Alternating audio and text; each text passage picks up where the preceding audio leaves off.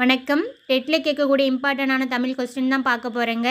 First question, புறப்பொருள் திணையின் பெயரை தாங்கிய நீதி நூல் எது? ஆன்சர் ஆப்ஷன் பி, முதுமொழி காஞ்சி. முதுமொழி காஞ்சியின் ஆசிரியர் கூடலூர் கிழார், நாலடியார், சமண முனிவர்கள், ஏலாதி, கனி மேதாவியார், பழமொழி, முஞ்சுரை அறையனார் எழுதியிருப்பாங்க. இந்த 4 நூல்களுமே நாலடியார், முதுமொழி காஞ்சி, ஏலாதி, பழமொழி 4 நூல்களுமே 17 கீழ்கணக்கு நூல் வகையை சார்ந்தது.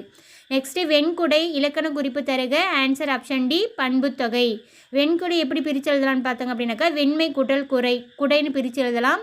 நிறத்தையோ குணத்தையோ, நிறம், அளவு, சுவை, வடிவம் இதில் ஏதாவது ஒன்று குறிச்சிச்சு அப்படின்னாக்கா அது பண்புத்தொகைன்னு சொல்லுவாங்க.